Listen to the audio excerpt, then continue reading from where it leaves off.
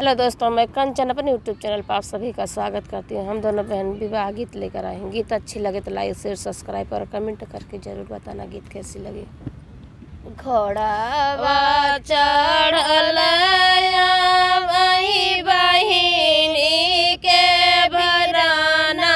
यार बहिनी डेवड़िया के ठड़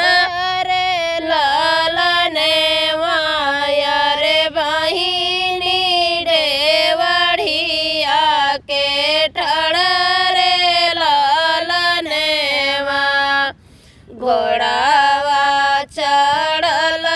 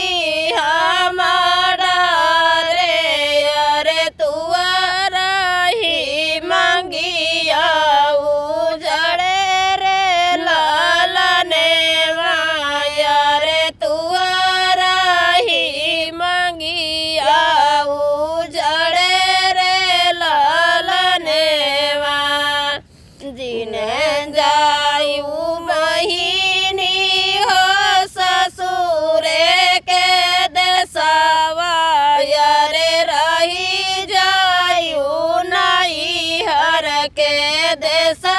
रे लालने रे रही जायु नहीं हर के देश रे लालने जिनी जायु महीनी हो ससुरे के देशवा रे रही जायु नहीं हर के देश रे लालने रे रही जायु नहीं हर के देश रे लालने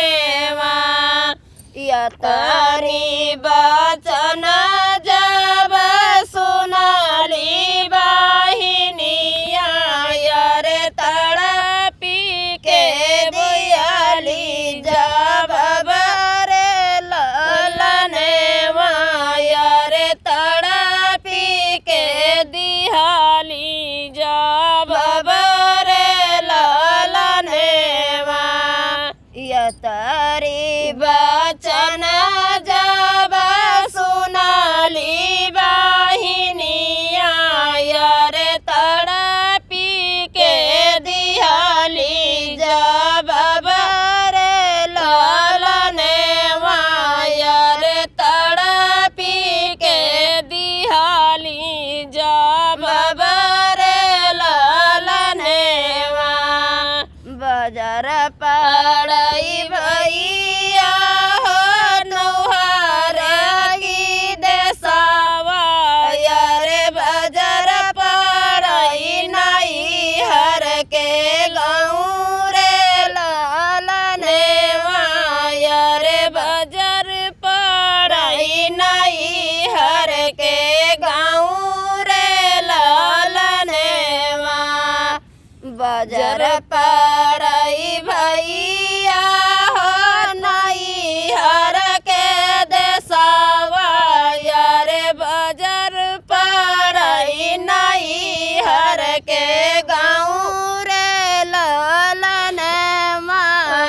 रे बाजार पड़ई नहीं हर के गाँव रे लालने तुहरे नगर भैया कबहू नायऊ भैया रे चली जाबई ससुरे के देश रे लालने रे चली जाबई ससुरे के देश रे लालने तुहरे नगर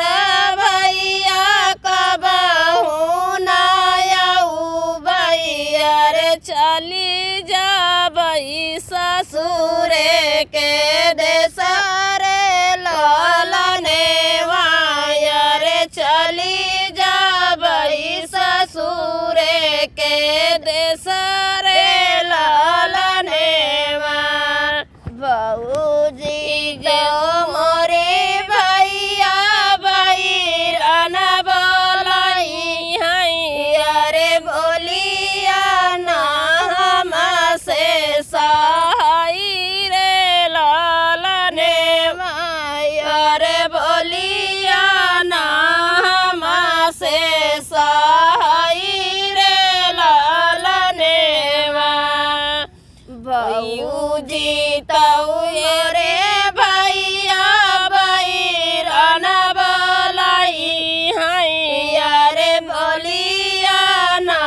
हमसे सहाय रे लालने